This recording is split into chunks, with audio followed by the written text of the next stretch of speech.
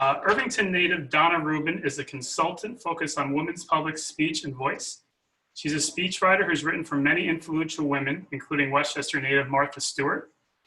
Dana leads workshops for women in corporations teaching the skills of public speaking, self-advocacy, and storytelling.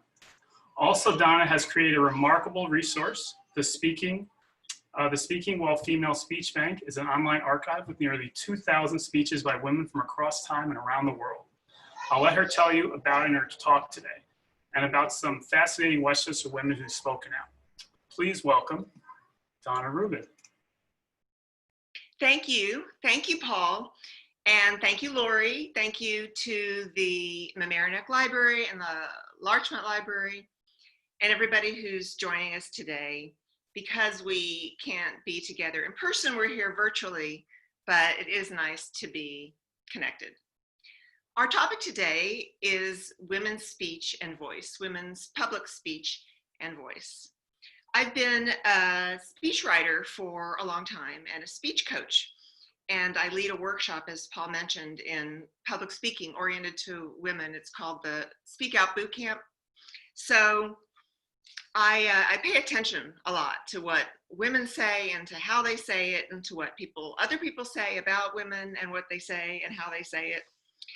And I'm going to share with you some thoughts about that, some things that I've learned in recent years since I've been digging into this subject.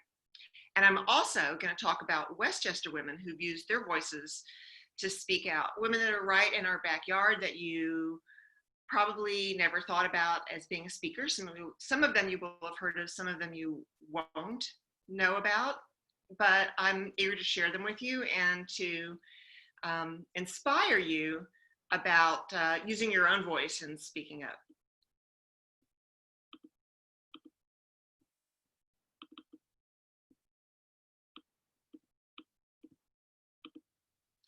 So I call my talk, this talk, Westchester Women Speak Out, but I also call it The Secret History of Women's Speech, because it is a secret in a sense. And I'll explain more about that as we go along. But many people really don't realize that women have been using their voices. So it's a secret, but one that I hope won't be a secret much longer. When you think of a powerful speaker, I would ask you to think about this. Who generally comes to mind? Well, if you're like most people, you think about a man. Of course, here we have Lincoln and Churchill, JFK, MLK, and Ronald Reagan. They're among what I think of as the pantheon of great speakers, people who are quoted in speeches, other people's speeches, quoted and described as being great orators. But I wonder, why is there not a woman in that category? So I want to go back to the beginnings of oratory. This is Cicero. He's a Roman statesman and a philosopher, a legislator, and also a great rhetorician, a great speaker. And look at how he's standing, how he's positioned in this statue. He's has this very masterly look on his face. He's got his arm outstretched. You can't see my arm, but my arm is outstretched. He's got the flowing robes, and in his hand is a scroll. It's either a piece of legislature, maybe it's a speech. It did occur to me it might be some kind of Roman toilet paper. It's probably because I have toilet paper on the mind. Because of the situation we're in. But anyway, he's very manly, right? And I wonder, who is the female equivalent of him, of Cicero? This is a document, a manuscript from 1540, in which Cicero was being touted, oratore. Oratory is an orator. So through the ages, Cicero has been our ideal. Cicero is always called the best speaker and speechwriter. In fact, every year I judge a contest. I'm part of a panel of judges who judge a speechwriters contest. It's called the Cicero Speechwriting Contest. So Cicero is the greatest. Where is our female Cicero? I wanted to know, so I started doing some research. Started out as a little research. I bought a few anthologies, speech anthologies. speech collections. Actually, I started with the ones on my own bookshelf, just flipping through them. And then I bought a few, and I bought a few more, only in English. You can see here titles like Great Speeches in History, Great Australian Speeches, In Our Own Words, Speeches That Changed History, Speeches That Shaped the Modern World. And I started flipping through them, and then I started counting. How many speeches by men? How many speeches by women? And what I found, or rather what I didn't find, was very many speeches by women. Overwhelmingly, these books have speeches by men. Many of them have only speeches by men. There's some of them that have like 200 speeches, world's greatest, British oratory, greatest American oratory, no speeches by women. And if there are speeches by women, it's always the same handful of women over and over. It's Elizabeth, Queen Elizabeth I, to her troops at Tilbury. She's always in there. Elizabeth Cady Stanton, Susan B. Anthony, the suffragists. There's maybe a Helen Keller, maybe a Jane Addams, maybe a Eleanor Roosevelt or a Shirley Chisholm, but it's always the same handful. And where is the imagination? Where's the research that these people who pull these collections together, these are the gatekeepers of the way we think about history. And it's not just the speech anthologies, it's also our history books, our sociology books, our rhetoric books, our debate books. They all use male examples. Here's one of my favorites, the White House Handbook of Oratories, published in 1899. It's a beautiful little book. But inside, it's speeches, collections of speeches, and not just speeches, but illustrations of how a speaker should stand to project himself. They're a little almost comical, but this one is defiance. You can't see me, but I'm being defiant in my own position. This one is ridicule, malediction. I mean, but what is the point that I mean to make here, which is that men throughout history have received instruction on how to speak, yes, how to speak well, but also how to hold themselves, how to comport themselves, how to present themselves so that they look like figures of authority, and so that we respect them and give them that authority and prominence.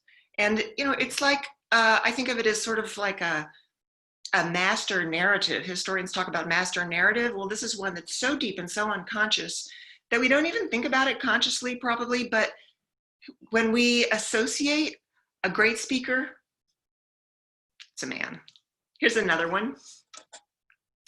Great American Speeches. Our country's life and history in the words of its great men. Not great women, great men. So I did a little bit of research, started to do some research into the history of women's speech. And look what I found. In the upper left-hand corner here, you'll see the branks.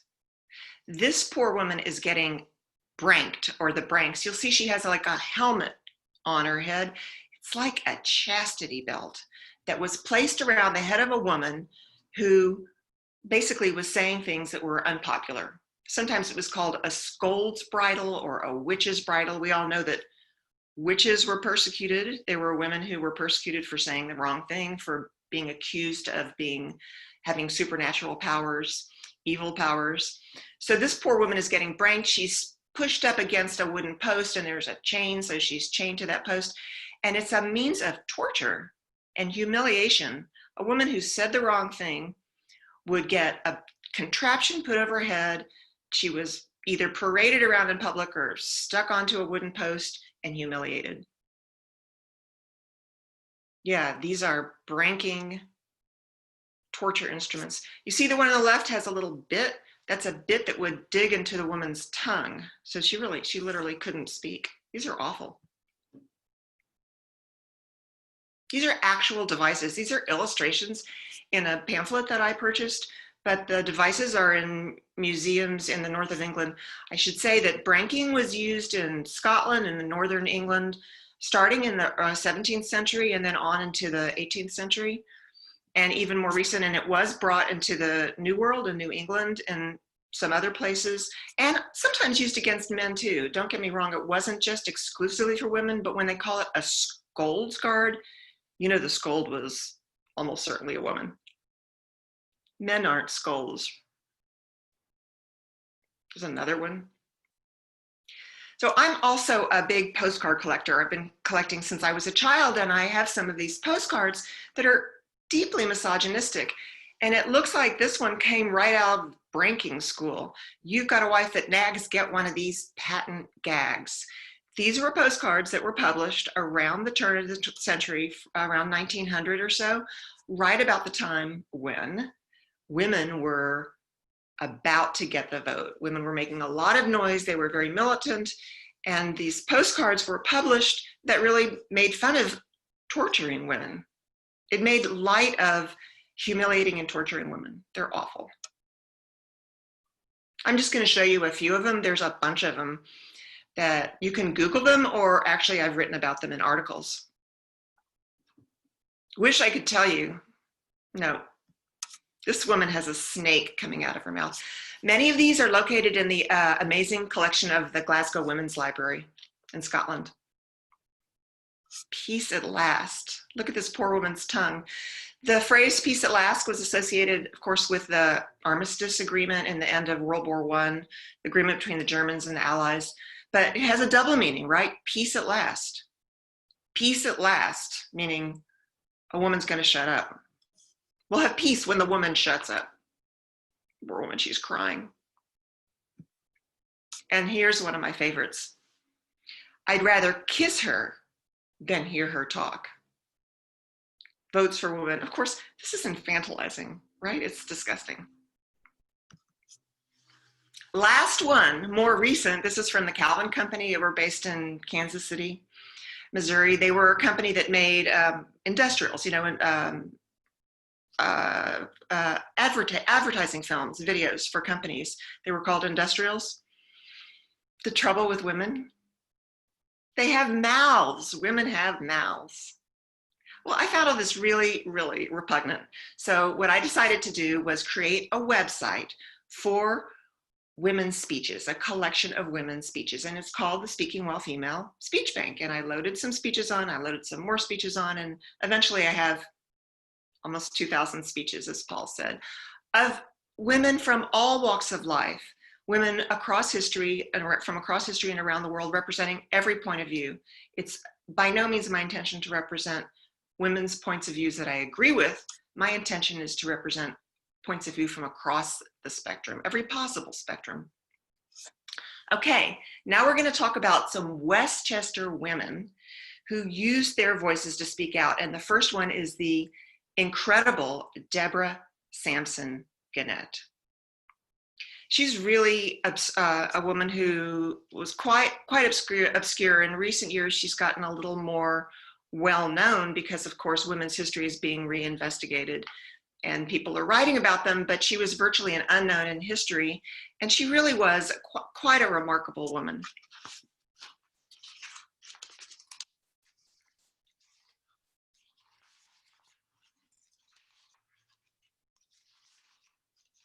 She was born in Massachusetts. I'm looking up the year.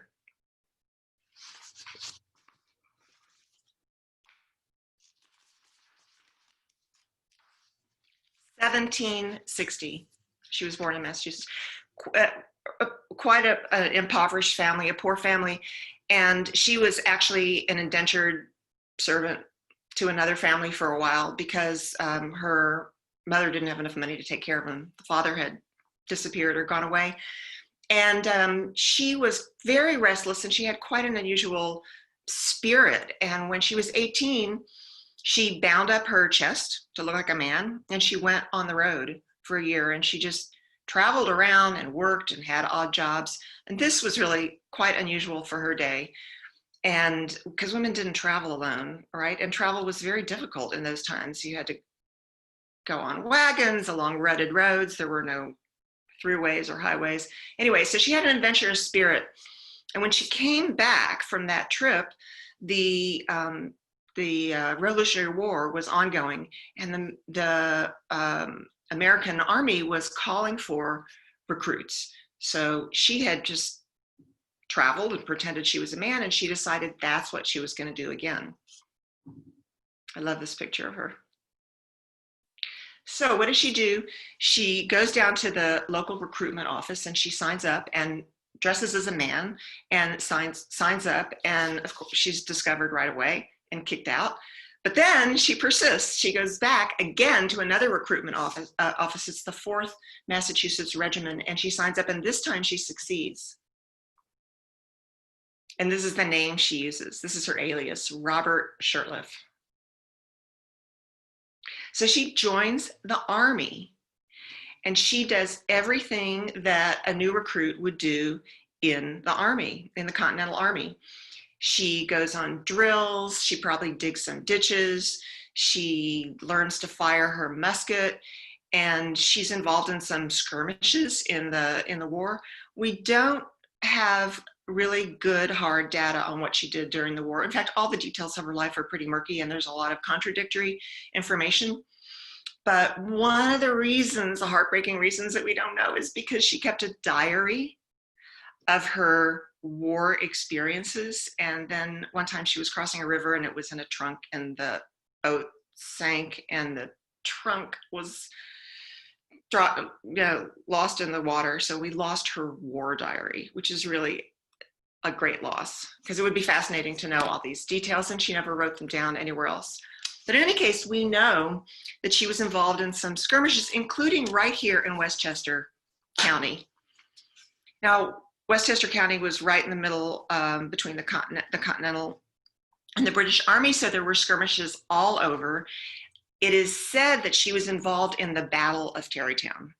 I don't believe there was a Battle of Tarrytown. I think there were battles of Tarrytown, but somewhere between Tarrytown and Eastchester, she was involved in some skirmishes. At one time, she took some British soldiers prisoner. In any case, she saw combat. Amazingly, she was in combat and she was wounded in battle.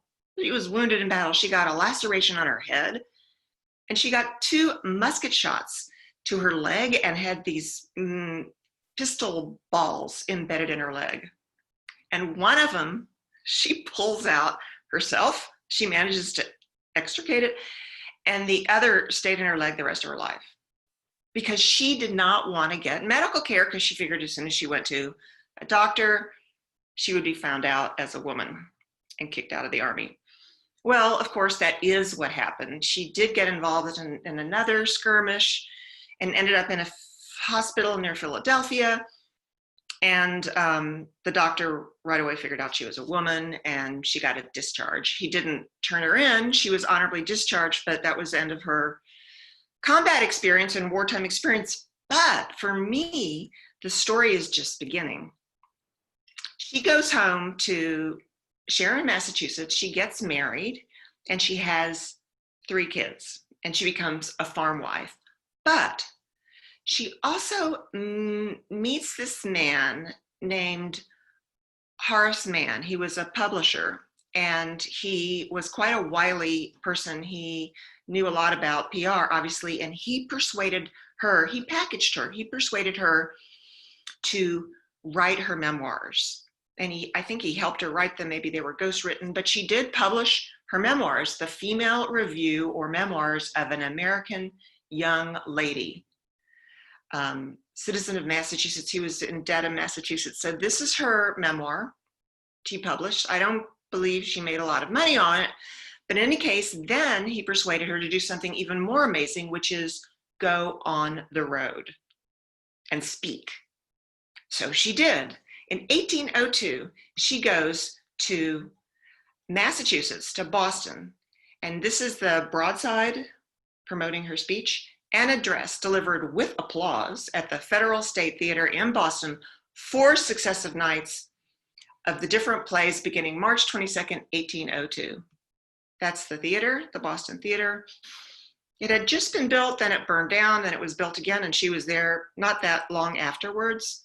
And she was there 4 nights in 1802 in March. This is a playbill or an advertisement. Theater, it's hard to read, I know. Theater of Federal Street. And at the very bottom, if you can make it out, Mrs. Gannett, equipped in complete uniform, we'll go through the manual exercise. So here's what she would do. There would be an audience, right? And there would be a play, like a little play. Maybe there would be a little adapted Shakespeare play or another drama. Then I think the curtain would come down, and then she would come out alone on stage. And she would be dressed in her full Continental uniform, the blue and white uniform with all the buttons and her hat. And she would talk about her experiences, and she had a speech. And I'm pretty sure Horace Mann wrote the speech for her. Unfortunately, she doesn't tell war stories. It would be so interesting if she told about the battle, but she does talk in a very thoughtful way about her role. And I'm going to share with you some of her speech. But then here, I'll share it with you now. Here's a quote from her speech. And I'm going to read a little bit of it. And I want you to read along with me, and you'll see how flowery the language is, and also how she's making really a powerful point. She says, she's talking about her actions in the war, and she says, "They are a breach in the decorum of my sex, unquestionably, and perhaps too unfortunately ever irreconcilable with the rigid maxims of the moralist, and a sacrifice which, while it may seem perfectly incompatible with the requirements, and which of course must ring discord in the ear and disgust to the bosom of sensibility and refinement, I must be content to leave to time the most scrutinizing inquiry to disclose." So that's a very long way of saying, you guys may not like it, but we're going to let time tell. She's actually, if you can read between the lines, her tone is quite cheeky there. I love it. But you do have to read, you have to read it pretty carefully, because the whole speech goes on like this. It's about a 15-minute speech, and the language is quite dense. It's on my website. And then I should say the last thing she does is she goes through this maneuvers with her musket, 27 gun maneuvers in different positions on stage, and the audience goes wild. They just love it.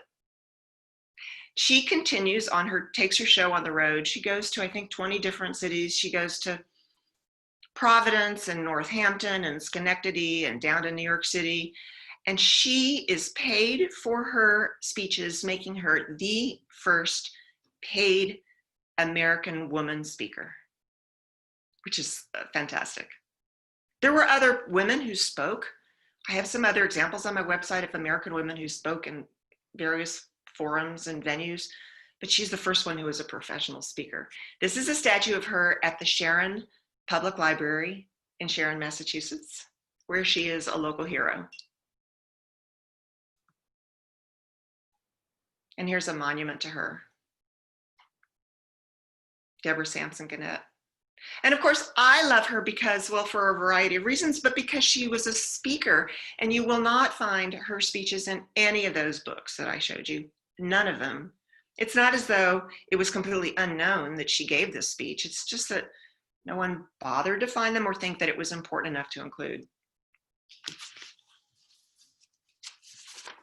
Okay, our next speaker.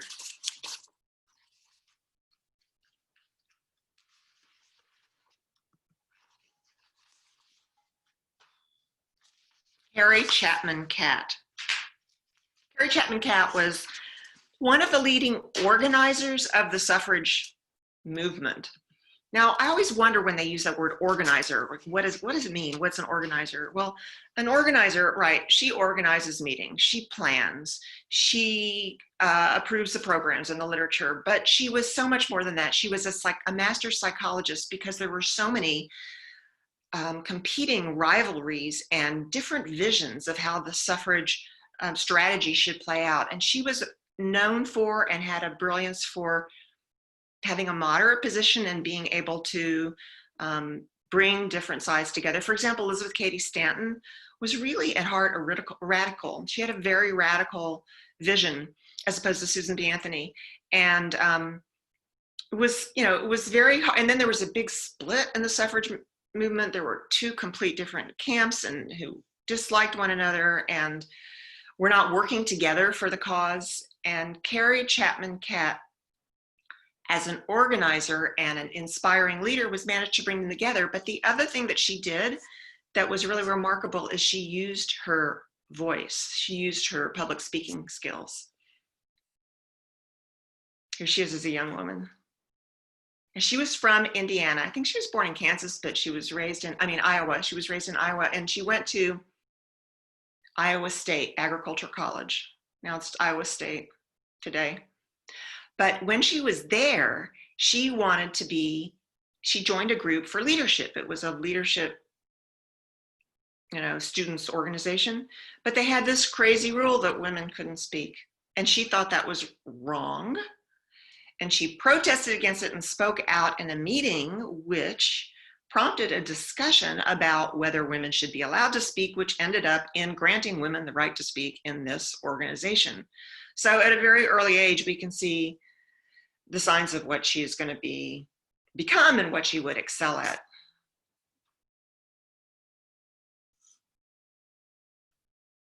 Photo made 1908. That's a little bit after. It was 1900, she became president of NASA, NAWSA, the National American Women's Suffrage Association. She took over from Susan B. Anthony, who was quite old at that time. I think Susan B. Anthony died in 1906. So she was getting too old to head the organization. Carrie Chapman Catt took over. Beautiful picture. There she is again. I love this one. She's got her little glasses on her shoulder. To me, it looks exactly like a Thomas Eakins painting. So beautiful. A portrait. She became quite a famous woman. Here she is on the cover of Time magazine. The feathers in her hat. Those are ostrich feathers. And here she is in the New York Times, Mrs. Catt, crusading around the world for suffrage. Well, when it says crusading, it means speaking, right? That's what she was doing, public speaking.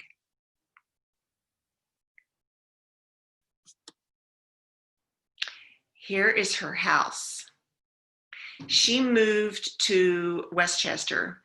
I really should say she had one husband for a year. He was a newspaper editor. That was Mr. Catt. He died. Then she had a second husband. He was a very wealthy engineer. And when he passed away, she inherited his money and became very wealthy and moved to Westchester. Let me see the year. Oh, I know what year it was. It was 1919, because she moved into this house just before the ratification of the 19th Amendment, granting women the vote, exactly 100 years ago. She moved in, I think, in 1919, and of course it was passed in the House, it was passed in the Senate, and then it had to go to the states for ratification. That was in August 1920. This picture I took yesterday morning. I'd never seen this house, and I drove up to see it. It's about 20 minutes from where I live in Irvington. It's in Briarcliff Manor. It's on Ryder Road. It's above the Sawmill Parkway, but the entrance to the house is on Ryder Road. When I drove up in the age of COVID, of course, I had my mask on, and the owner was in the front yard, very cordially welcomed me into the yard and invited me to take pictures. But this is the house where Carrie Chapman Catt lived with her third partner, who was a woman, Mary Garrett Hay. She was also an active suffragist. Molly, they called her. So Molly and Carrie Chapman Catt lived in this house, and Carrie Chapman Catt loved the house. It's built on a kind of slope. There was a lot more acreage connected to it at that time. She had some cows, and it's called Juniper Ledge. I think I have a picture of it. Yes, Juniper Ledge, because they were full of juniper trees. And Carrie Chapman Catt was also a temperance advocate, right, against drinking alcohol. And she would make a joke that she bought the place because she didn't want the juniper trees to be used to make gin. But it's a beautiful piece of property, and she adored it. They were very happy there. There's a little creek running through it, part of the Pecanico stream that runs into the Hudson. So after, I think she was in that house for about, let me see what year she moved. She moved to another part of Westchester, to a cottage. That's what she called it, a cottage, because the steps up and the stairs became a little bit too much for Molly, and she moved into this cottage in New Rochelle. That's not anybody's definition of a cottage.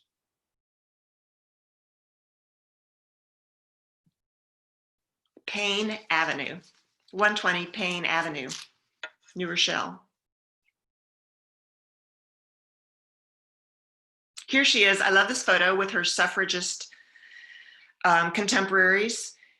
Carrie Chapman Catt is the second from the right on the bottom, on the first row, the bottom row in the dark dress. But I love these women's hats. On the right is Helen Hamilton Gardner, another great woman speaker. Here she is in her older years.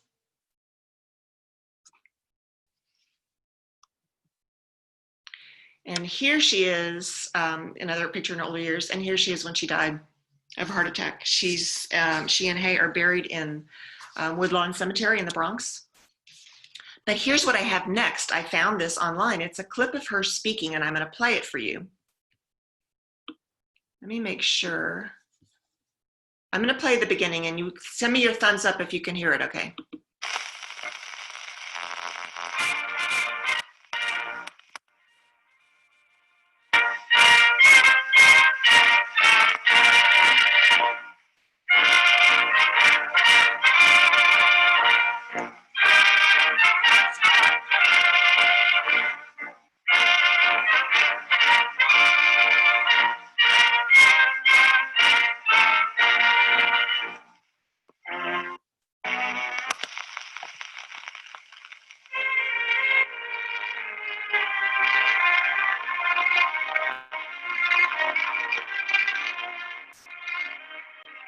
The organized woman movement dates from 1848, when a convention to consider the rights of women was held in Seneca Falls, New York. The committee drafting the list of women's wrongs found her grievances against the government of men to be the same number that American men had had against King George.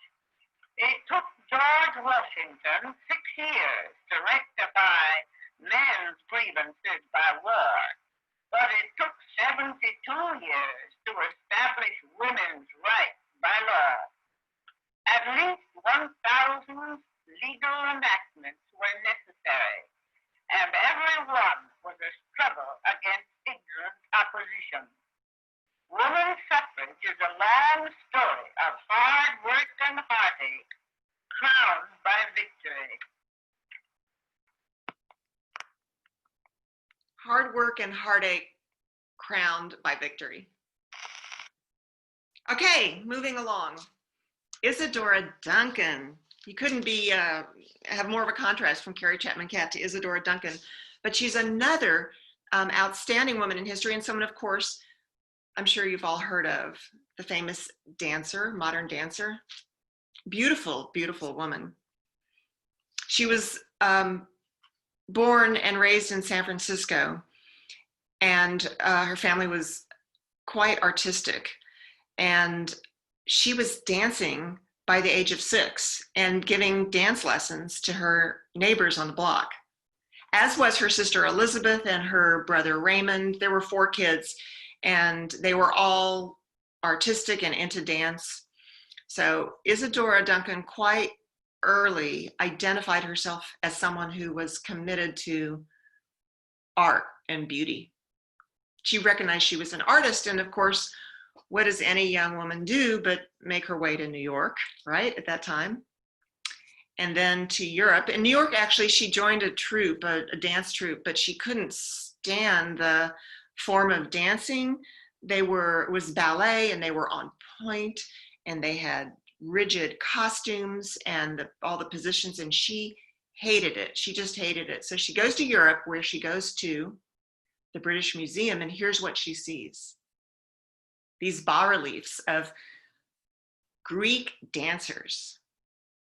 And she absolutely falls in love with everything Hellenistic, everything Greek. She and her brother Raymond does too. Raymond actually moves to Athens, lives on a villa outside of Athens with his Greek wife. They dress in tunics and homemade sandals, and don't allow anybody into the house who's not dressed similarly. Nobody in modern dress gets to enter the house. So Isadora sees all these works of art in the Louvre and in the British Museum. These are Greek statues.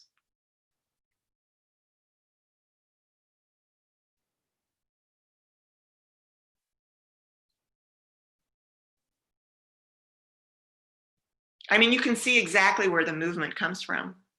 I think she truly believed that she was taking dance back to its roots, right? To the cradle of Western civilization, ancient Greece. But from my reading, I don't think that we actually have any choreographies of ancient Greece. I don't think we know how they danced in ancient Greece. So it was her invention, it was her interpretation of the kind of free movement and expression of nature that she imagined that they would have embodied.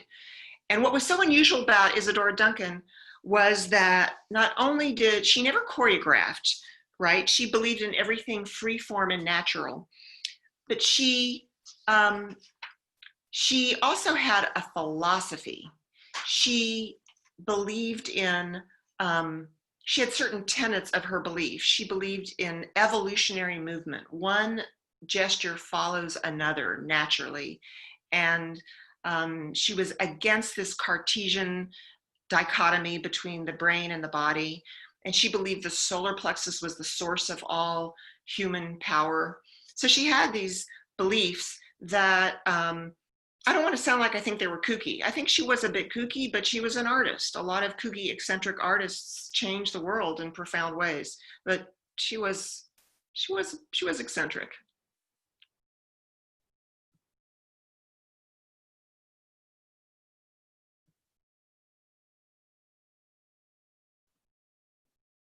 She would go around in this tunic on the streets of Berlin or the streets of Paris or London, and people were shocked. And women were wearing corsets. This was the end of the 19th century. Women were wearing long, street length dresses, and she would walk around like this, and it was scandalous. I mean, it was really scandalous.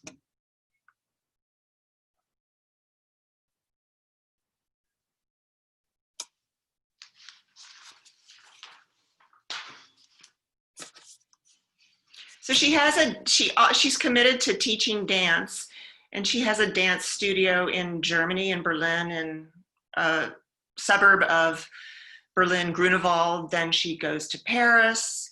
This is the World War I is about to break out. So she's like one step ahead of the soldiers. She goes to Paris, then World War I breaks out. She comes to New York and establishes her studio in Manhattan.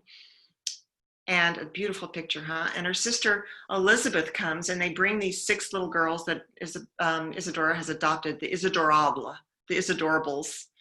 6 little girls that they brought over from Europe to be in their dance school. And so she founds the dance school in Manhattan. Then they bring it up to Westchester. She came to Yonkers. They were in Tarrytown, and they were up on Mount Airy Road in Croton. I'm sure some of you must know Croton. Croton on Hudson had become, around the turn of the century, a center for intellectuals and artists and bohemians and political radicals. John Reed was up there and wrote 7 Days That Shook the World. And it was Mabel Dodge Lewin who went there. She was a society columnist, and she moved to Croton, and she was wealthy, and she sponsored a lot of these artists to live up there, and they had a circle up there. And that's where Elizabeth founded the Elizabeth Duncan School of Dance. And Elizabeth taught the students, and Isadora would drop in now and then when she wasn't traveling around the world, making money dancing, but also pursuing love affairs and having adventures.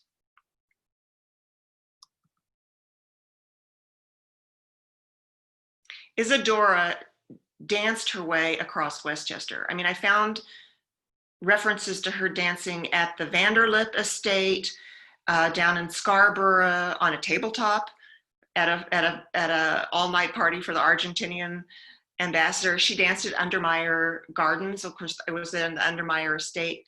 She danced all over, anywhere there were wealthy patrons, and there were a lot of wealthy people in Westchester, and she had friends all over Westchester. Her agent lived in White Plains. He was very famous, and her friend Anna Nazimova, the actress, lived over in Rye. So, Westchester was her base, but she was always traveling.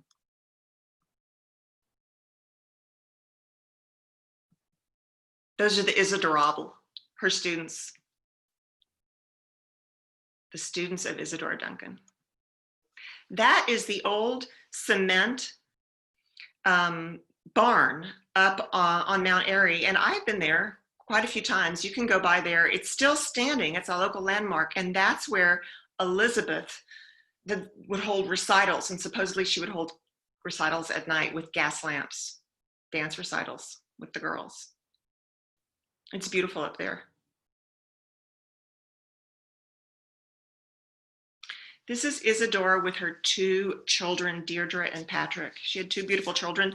She was not married when she had them, which was, of course, scandalous. And both of them came from quite famous families. I think her son was her son was the child of Ellen Terry's son. Ellen Terry, the famous Shakespearean actress, her son, that was the father of her son. And then her daughter was the child of the Peter Singer, who was from the Singer's sewing machine fortune. And he bought Isadora an estate in Paris where she could start a dance school at one time. So she had various patrons who were her lovers and her admirers. This is her with her children. And then a terrible thing happened. Her children were visiting her. Let's see the date. I think I have the date here. Her children were visiting her in Neuilly-sur-Seine, right, a suburb of Paris, and they were dressed in their white winter coats, and she said goodbye to them, and they got in the car with their nanny, their Scottish nanny, and the chauffeur cranked up the car. They drove away, and then the car stalled, and he cranked up the car, but he got out right to the front of the car, and he forgot that the car was in first gear. And when he cranked it up, the engine started and the car bolted, and he had to jump out of the way, and the car went ahead. It went down a bank and right into the Seine River, and both of the children drowned, as did her nanny, the nanny.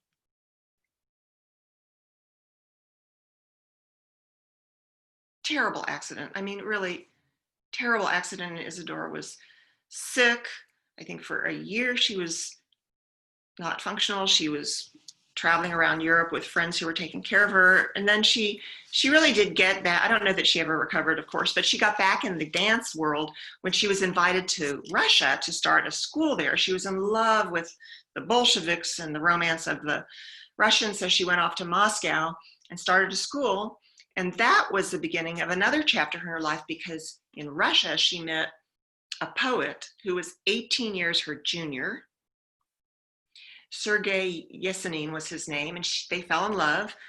I don't exactly know how well they communicated, because her Russian was not so good and his English was not so good, but they did have a love affair, and she married him. Contrary to everything she'd always sworn she would never do, she actually married him. She was against marriage. She thought it was a terrible proposition, but she married him so that he could get a visa to come to the United States, which he did, and then they didn't get along. So they separated.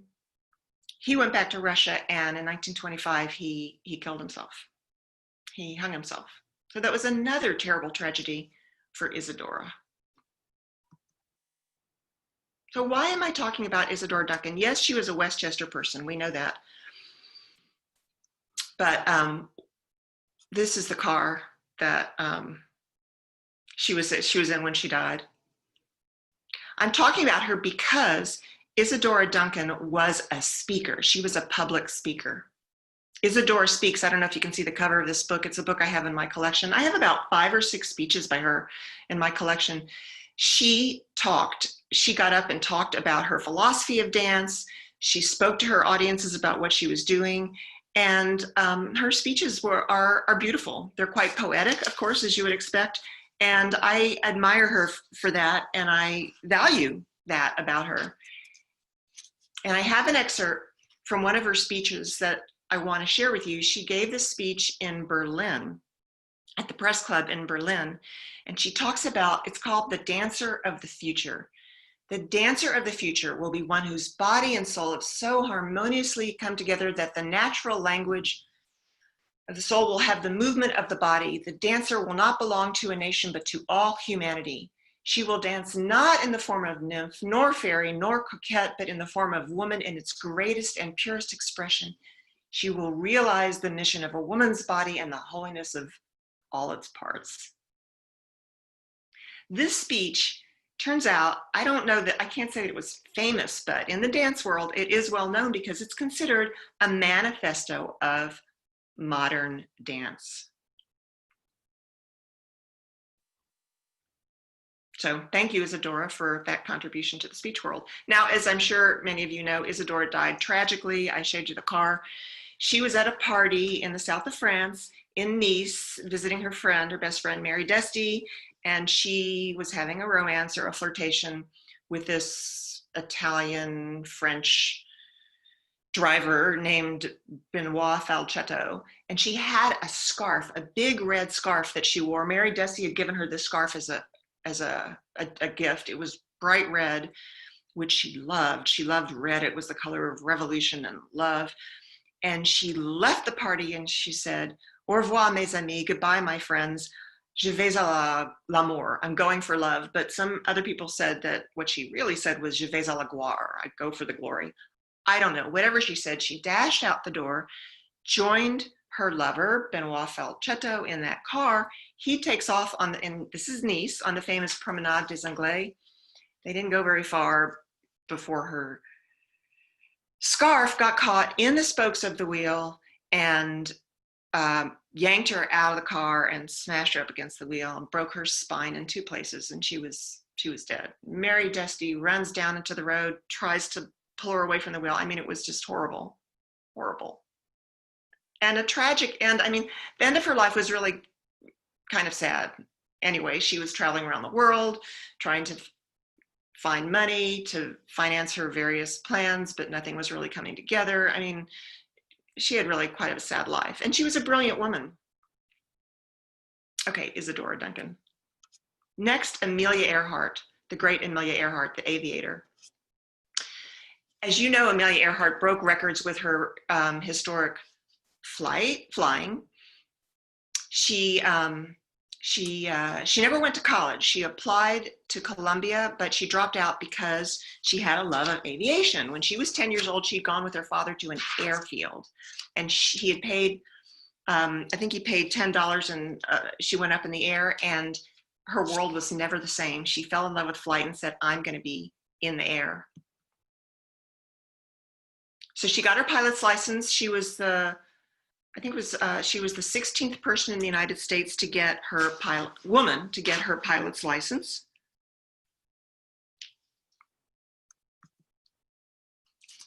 And then in 1927, a famous thing happened. Lucky Lindy, Charles Lindbergh, flew across the Atlantic solo. There he is with the Spirit of St. Louis, and he was the sensation. He wrote a book that year, 1927, became a bestseller. He was on a speaking tour, made lots of money.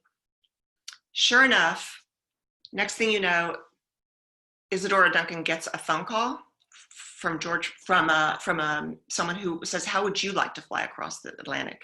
Which she did. She became the first woman to fly across the Atlantic, but she was not at the helm. This was in 1928. She was not at the controls. She was in the back, keeping the log. She later called herself a sack of potatoes. But she was chosen not because she was the best aviator. She was a great aviator, but she was chosen. She was a pioneer and a very brave woman, but she was chosen because of her wholesome good looks. She was that type of a girl, and she looked like Charles Lindbergh, doesn't she?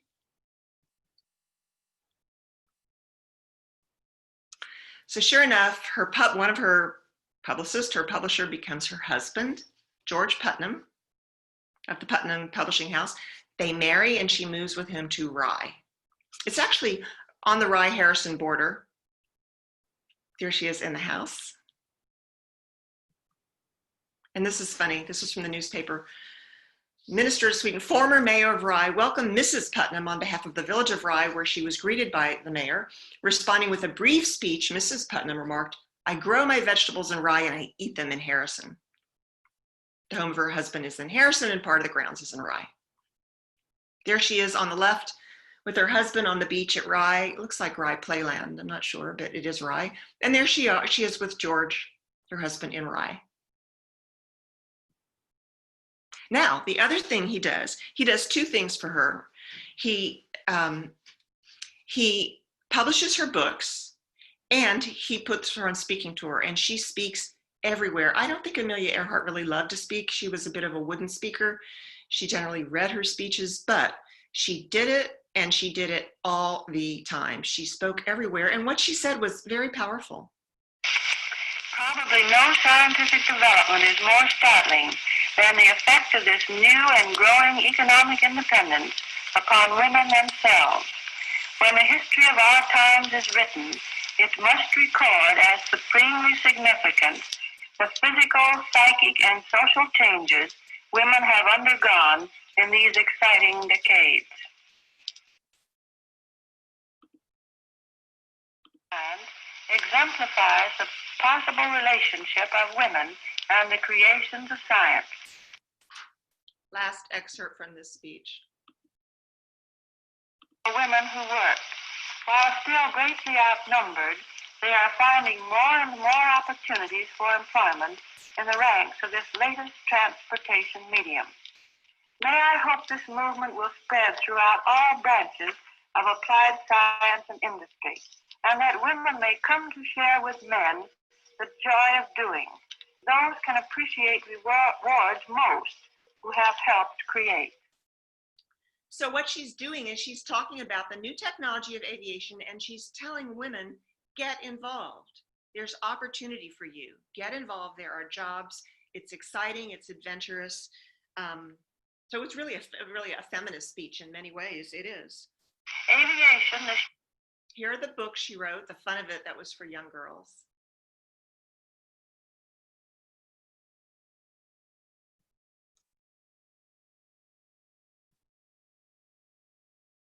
That's a stamp that was issued for her.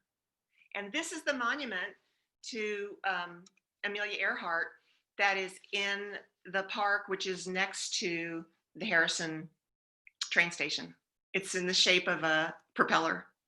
I think I took this picture. It's right by the train tracks on the, well, I don't know which side it is, the opposite side from the library. And the road where she lived in Harrison Rye, this says Harrison, right, is used to be Locust Lane. Now it's called Amelia Earhart Lane. Okay, this is our last person. We don't have much time. I'm going to be pretty quick. But this is Joan Rivers, our own Joan Rivers. I say that because she comes from Larchmont. She was Joan Malinsky. I love that picture. And here's where she grew up. It's on Oxford Road in Larchmont. And I want to read to you what she says about growing up there. Just give me a second. She said, very affectionately, you knew all your neighbors, they knew you at the drugstore, they knew you at the movie theater. I couldn't wait to get out because all you wanted to do was get to New York and get busy, but it was a fabulous childhood.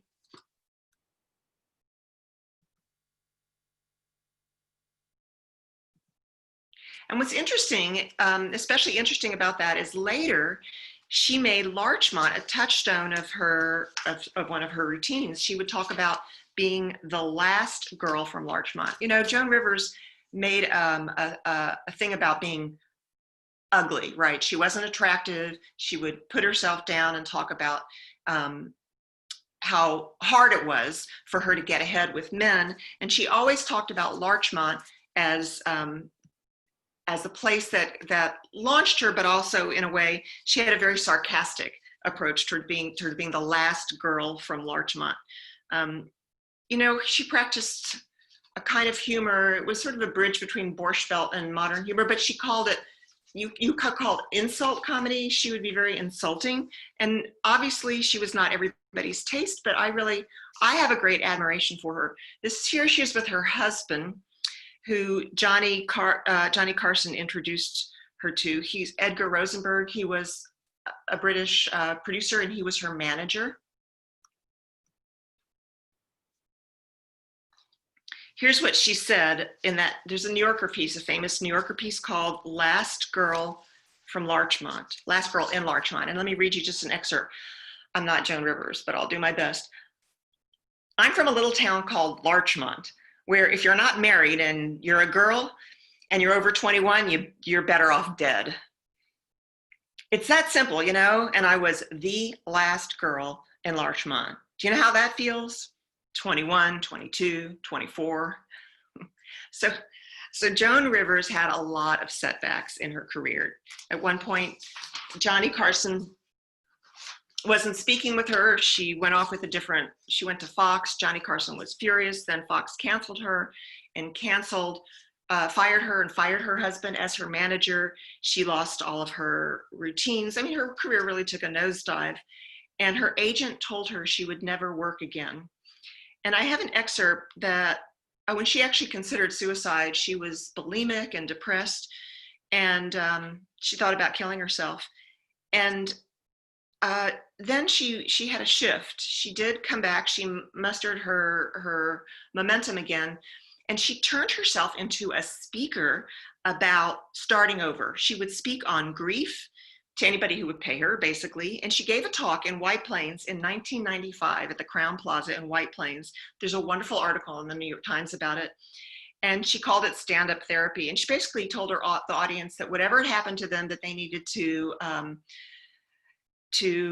get a good therapist and get over their grief and get back on with it. And she always said, laughter is healing. I wonder if you saw that 2010 documentary that was so wonderful, Joan Rivers, A Piece of Work.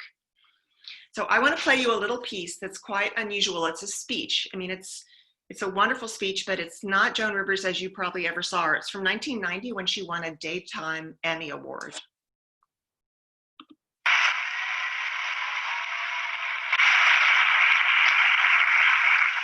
And the winner is, I'm shaking, Joan Rivers.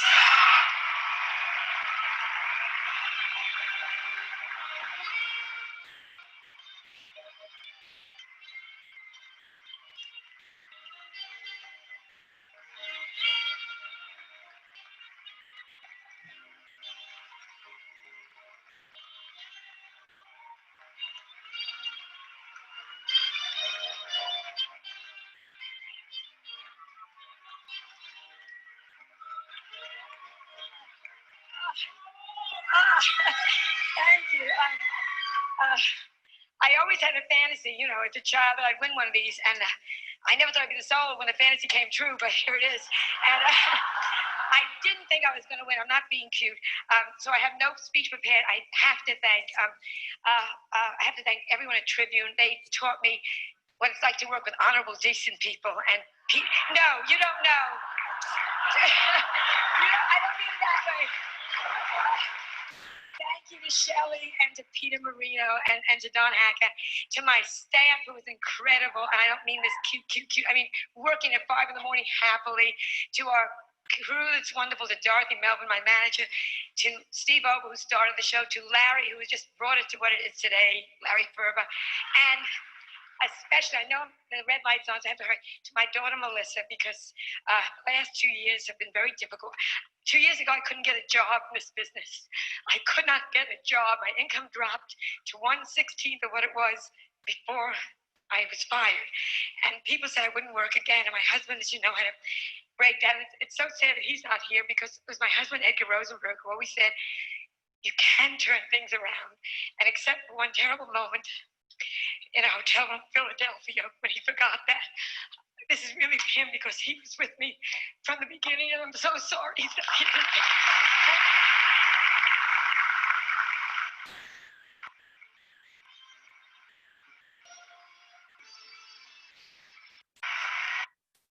That really makes me want to cry. I admire Joan Rivers for a lot of reasons, but if for nothing else, that she was so candid about the sorrow that she experienced and really gave encouragement to other people.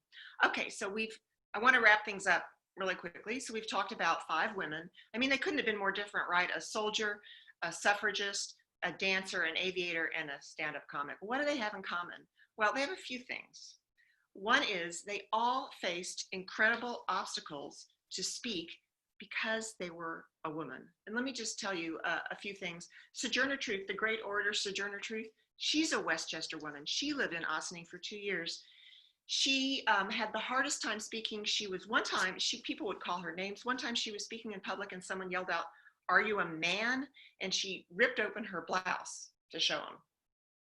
I mean, so Sojourner Truth was a great orator, and another wonderful Westchester woman, Lucy Stone, a great abolitionist, anti-slavery and women's rights speaker. One time she was speaking in a church in the wintertime, and someone stuck a nozzle in the window and doused her with cold water.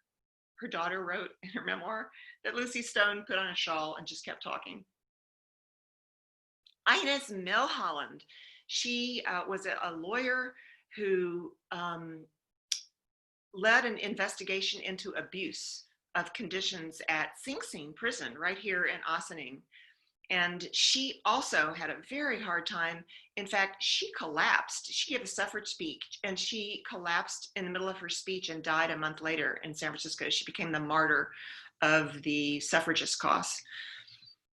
Margaret Sanger went to nursing school in White Plains. She lived in Yonkers. She lived in Hastings for a number of years. Margaret Sanger was arrested something like 8 times, at least 8 times, on obscenity charges for promoting contraception and for trying to sell contraceptive devices. And she spent a year in exile in England to avoid a trial on pornography charges for sharing a newsletter through the mail about contraception. It was considered pornography. So each one of these women, this is Josephine Baker at the March on Washington in 1963, the only woman who spoke at the March on Washington. All these women broke barriers using their voices. The other thing they have in common is that they are not remembered for their speaking. You won't find their speeches in the history books. I mean, Lucy Stone, maybe you would, but I mean, none of the other Westchester women, their speeches are not included in the hierarchy of speeches, which I think is an outrage. I think it's time to change that for our generation, but also for future generations, for little girls that we want to encourage to speak. Now, the third thing they have in common is that each of them understood that a speech is not just words, right? It's not just your voice and words. It's a call to arms. It's action. And each of these women was speaking out for a cause that she believed in and wanted to advance. And it's important to understand that how important speech is to our democracy, to open discourse, to free exchange of ideas in our society. And so I want to encourage all of you to use your voices, to have these women as your inspiration, and whether you're in Westchester or elsewhere, to use your voices to speak for whatever cause you believe in. So what does a powerful speaker look like? She looks like all of us. So thank you so much. It's been great to be with you, and I've really enjoyed it, and I hope that you'll take the message to heart, and I hope to hear you speaking in the near future.